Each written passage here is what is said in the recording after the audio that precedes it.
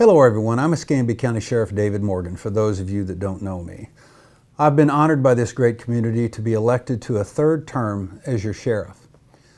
And what I need to share with you tonight is this little piece of information right here.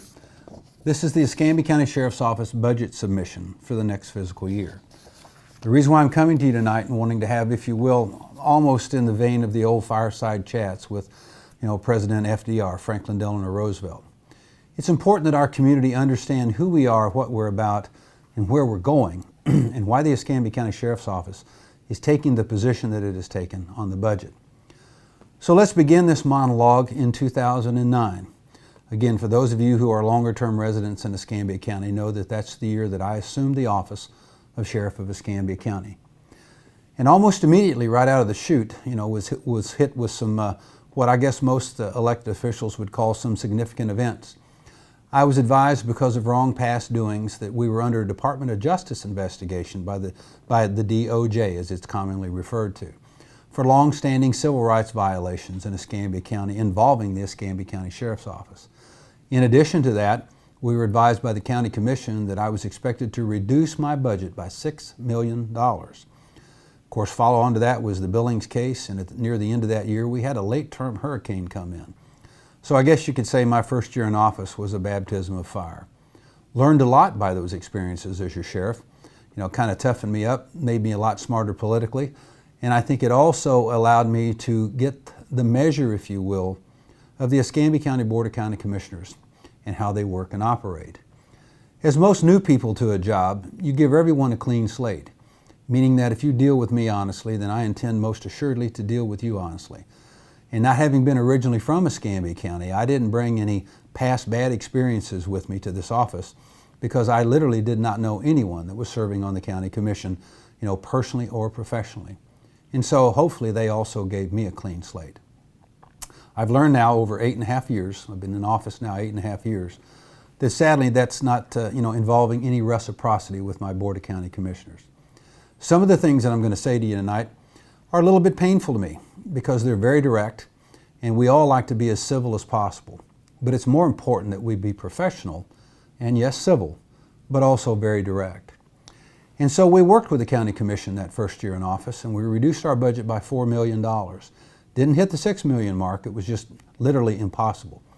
Those of you may recall that we did away with helicopter operations, we took over jail medical, we saved millions of dollars for the citizens of Escambia County, and managed the Escambia County Jail in a way that it had never been managed before, all the while being under an investigation by the Department of Justice.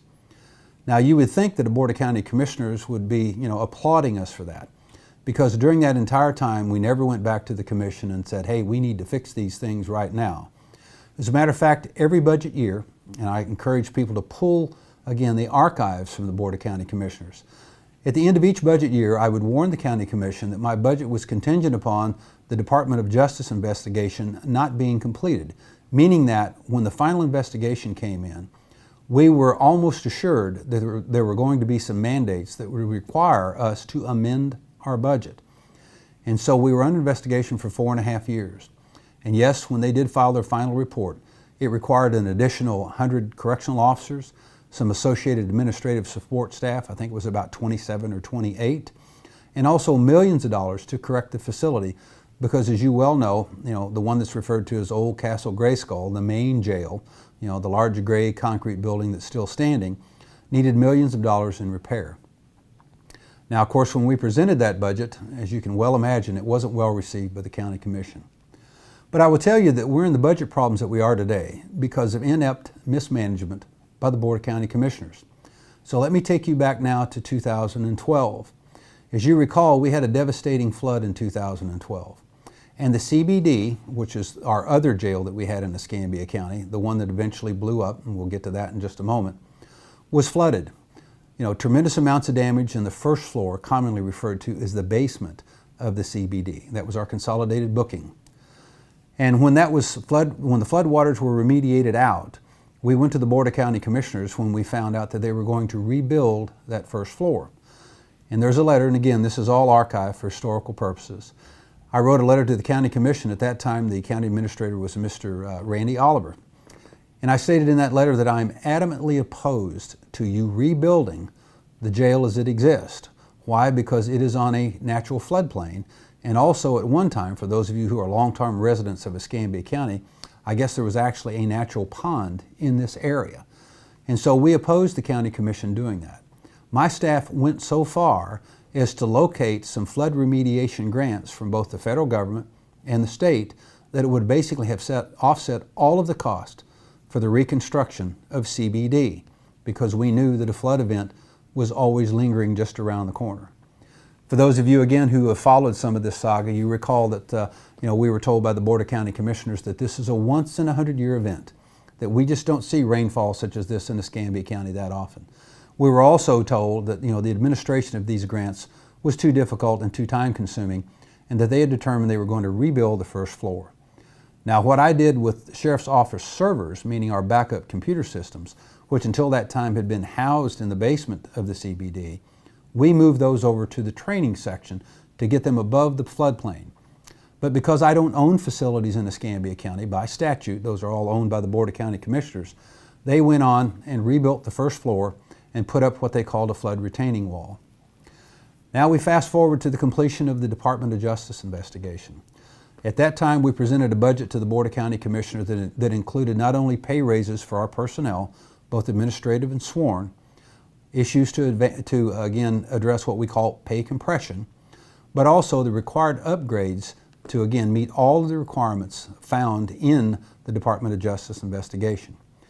Again, everyone will recall, the big blow up in the local newspaper and on the WEAR that the sheriff's budget was outrageous, that there's no way that we will ever approve this. We can run it more efficiently. He hasn't looked for efficiencies. And of course, what we didn't know going on in the background with the Board of County Commissioners, which we know today, because again, it's a matter now of our historical record, is that there were those in Escambia County who were deciding that we needed to privatize the correctional work here in Escambia County, not only just to take it away from the sheriff's office, but to also put it back under the Board of County Commissioners and have it managed by a private contractor. Again, there's sufficient amounts of email and documentation to show that at least 3 contractors had been contacted and asked about what the cost would be to privatize corrections in Escambia County. Well, during that time, we had the flood and the explosion of 2014. Again, devastating. 2 inmates lost their lives. We have a correctional officer that's paralyzed from the chest down. Why? Because you didn't listen to the sheriff of Escambia County. And more importantly, you didn't listen to the sheriff of Escambia County and his staff, which has hundreds of years of law enforcement and corrections experience. And so now we're living with the consequences of pure politics from the Board of County Commissioners. Now, if we come forward to today, the problems that we're having with the budget, and the reason why I gave you a little bit of that background in Escambia County is, number one, we already gave $4 million back to the county. We warned them about the jail and the resultant jail explosion. Of course, we couldn't predict that, but the fact that it would flood again. Isn't it funny how it's a once-in-a-100-year event that occurred 2 years later instead of pre-planning? Why? Because as usual, unfortunately, with the Board of County Commissioners, they have the answer, and it's left up to everyone else to try to figure out just what in the heck the question is. And so they rebuilt the jail, it flooded, it exploded, and so now we have some severe budgetary issues in Escambia County, and they all revolve around what's been described as the sucking chest wound of Escambia County Corrections. It is literally draining the coffers dry in Escambia County. And so whose fault is that? And who should bear the brunt of that? Quite naturally, all of us that are taxpayers are bearing the brunt of it because that money is taken out of our tax dollars and also the local option sales tax and many, many other places. But who's responsible for that management decision? And the answer is the Board of County Commissioners, individually and collectively. While there was one commissioner that voted for the jail to stay with the sheriff, the other 4 voted to take it back to back to the Board of County Commissioners. So the fault lies clearly with those individuals. If you recall, when we attempted to warn the County Commission on what could be the devastating results of them rebuilding that first floor and what it would cost to transfer the jail back to the county, I was gavelled down as a constitutional officer and was not allowed to speak before the Board of County Commissioners. So there's no excuse for this mistake. It rests clearly with the Board of County Commissioners. You created this situation. However, now you want everyone to pay for it, meaning that in the county, the Board of County Commissioners are now continuing to talk about roundabouts, beach shuttles, building new community centers and parks, but not staying to the business of flood remediation and building a correctional facility. So I will fault the Board of County Commissioners with that. Why? Because your primary job is to deal with the issues in your county, okay, that are first on the plate. And those two are at the top of the list. And while you've been given study after study after study that tells you exactly what you should be focused on, we hear little or nothing about those things. But now we hear about balancing that budget on the back of the sheriff's office. I will also tell you that my officers went 7 years without pay raises. Let me repeat that, 7 years without a pay raise. We finally got a new county administrator. His name is Jack Brown, a gentleman that we thought that we could work with, and heretofore have had a great relationship with Mr. Brown.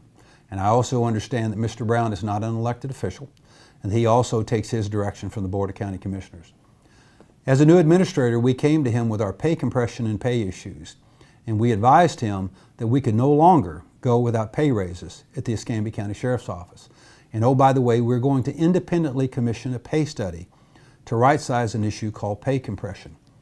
Rather than bore you with the details of what pay compression is, let me see if I can simplify it for you. And by the way, we'll be posting this report online at the Escambia County Sheriff's Office website. And you can take a look at that and just thumb through it and see what it means. But so you will understand what it means. It means that our pay has been so compressed, meaning we've gone year after year after year without pay raises, that we literally have deputies that retired in 2008 and 2009, my first year in office, that make more in their retirement than our officers who will be retiring in 2023, because the pay raises have not kept pace with the rest of the community and most assuredly in the marketplace.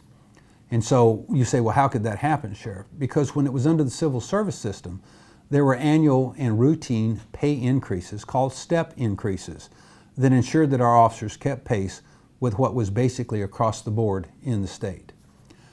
Now, it's beyond me as to why our county commissioners are not concerned about this. One of the reasons why they're not concerned is because it's, again, not on their plate. So let me put it on their plate so they will understand. We're going to be taking some pretty draconian measures at the Escambia County Sheriff's Office because of the number of personnel that we no longer have. We have what's called a brain drain. We are literally hemorrhaging people at the Escambia County Sheriff's Office. Seasoned deputies between the years of 6 and 12, which they are at their most productive, because now these are officers that are on the street that need little or no supervision, are looking at making sergeant and lieutenant, and they're the core center group of every organization's corporate knowledge. And when you begin to lose those, that is the death knell of any organization, whether government or private. And so we must address this pay issue.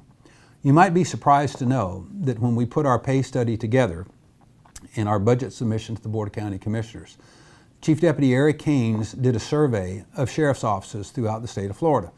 And we picked those agencies that were like size, some a little bit larger, some a little bit smaller. And we factored out how much per citizen are they paying for law enforcement, meaning deputies. We looked only at sheriff's departments. We did throw in the Pensacola Police Department just as an example to show how really, truly out of balance and out of whack the pay for Pensacola Police Department officers is as opposed to sheriff's deputies.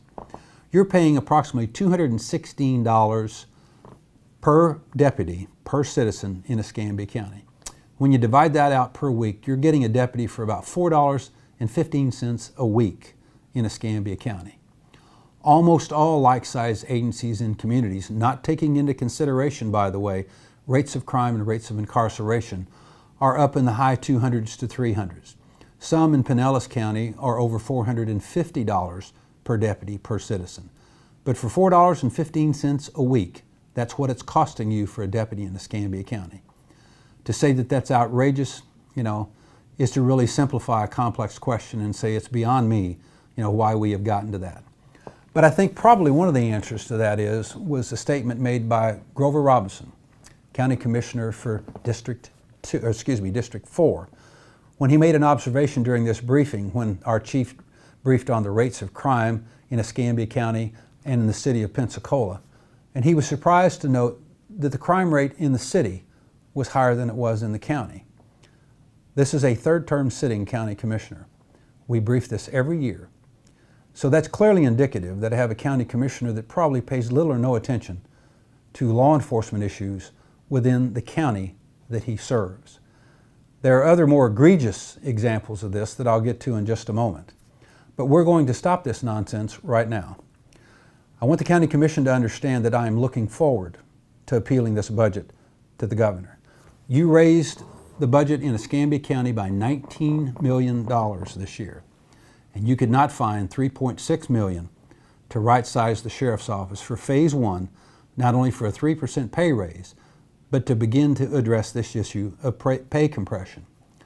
I will tell you that it's outrageous and hateful for any community to expect young men and women to place their lives in danger for their community for $4.15 a week. And that's what it comes down to. So we're going to do the right thing by the law enforcement professionals in Escambia County and their associated administrative support staff. We're going to ensure that a third party has an opportunity to look at this budget and this budget process and how it has been patently unfair to the Sheriff of Escambia County's office. Not me as the sheriff, but to the men and women that serve this great community. I will also tell you that when we look at this budgetary process and how we got to where we are today, when we sat with Mr. Jack Brown, he asked that we delay a budget submission and a pay study to give him an opportunity to get his feet on the ground, work with the county commission, and address those issues. And so we give credit where credit's due. Mr. Brown did in fact manage to get us a 3% pay raise for the last couple of years. Good start, good start. But we also found that through sleight of hand, etc., that in the background, I don't think there was ever any intent of approving this pay study. Why? Because the pay study clearly would show that not just at the Escambia County Sheriff's Office for our sworn officers and our admin support, but also in the county, that the pay is lagging far behind communities of like size handling, again, similar problems. Now, it's hard to compare like-sized communities to Escambia County. Why? Because you have a lot of communities that have a population of what ours is in Escambia County. But I will tell you that we have been unique from this perspective. We have always ranked in the top 10 throughout the state of Florida. And for those of you that don't know, there are 67 counties in Florida. We have always been in the top 10 for rates of crime and rates of incarceration. So one would ask themselves, why is that? I think I can clearly answer that for you. If we'd ever had a Board of County Commissioners that wanted to address law enforcement and law enforcement issues for what they are, we probably wouldn't be in that top 10 ranking. Because the cadre of people that you have here at the Escambia County Sheriff's Office are second to none. There just aren't enough of them. Because of our current pay structure, we can't keep track with the attrition, meaning I am losing more people due to retirements, terminations, and just quitting at the Escambia County Sheriff's Office than I can backfill, let alone trying to get our numbers up to where, again, we meet the Florida Department Law Enforcement Training Standard of approximately 1.9 officers per 1,000 residents. We are currently at 1.4. We had risen at one point during my tenure to 1.6, but we've never been beyond that. And the primary reason is pay. At that critical 6 to 12 year point, our officers are either leaving law enforcement or going to agencies that pay a higher salary. So how do we address that? We address that by raising their salaries. Now, what we hear from the Board of County Commissioners, because again, remember, we're in this situation because of a management decision that they made involving the Escambia County Jail and the drain that it's taking now on the budget in Escambia County as a whole. But you're expecting, again, all constitutionals to basically fix your problem from a budgetary perspective because you made a bad decision. My answer to that is, that was your bad decision, and you should be made to pay for it. So what are the answers to this? I have studiously avoided during my time as the Escambia County Sheriff of not lecturing other elected officials on how to do their job. I wish I had some reciprocity in that area, because every time I've gone before the Board of County Commissioners, it appears as though that all 5 of them know more about law enforcement than I do. I would ask that you look at your history here in Escambia County and the times that the sheriff has strongly recommended to you that you take a particular action, and you have chosen not to. Each and every one of those has been the result of devastating problems for our community. Again, I only need to point to the Escambia County Jail. I would strongly recommend that you learn how to run the jail before you determine that you're going to direct the sheriff in any way and how to manage the sheriff's office. So how do we do that, Board of County Commissioners? I heard one of our commissioners, Mr. Jeff Bergosh, on the radio this morning lamenting the fact that even their engineers and personnel at the Board of County Commissioners are underpaid and underfunded. Well, you can only stretch a tax dollar so far. You know, I always try to put things in a daily perspective to people in our home lives so they can understand it a little more. The County Commission is adamantly opposed to raising ad valorem taxes or raising the MSTU, which is a Municipal Services Taxing Unit, which is a tax that's levied on all citizens, again, for public services, such as fire, EMS, and the Sheriff's Office. Now, while I understand that holding the line on taxes is a very laudable thing, no one wants to pay more taxes. But I will also tell you that this year, if I get a notice from my bank who carries the note on my mortgage, and they tell me that there's a rate increase because I have to have more in escrow and my monthly house payment is going up by $100, I don't refuse to pay it because that's the cost of doing business.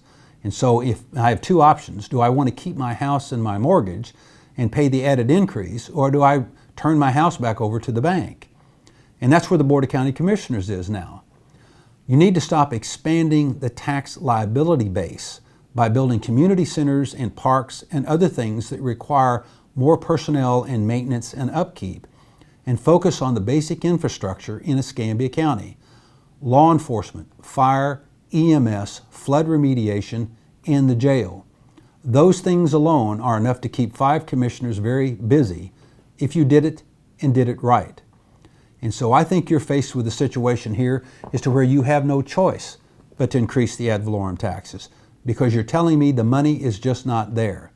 My question to the Board of County Commissioners, as you debate each subject endlessly on how we're going to get there from here, is why is it that that one subject is never on the table when it is the answer to the problem?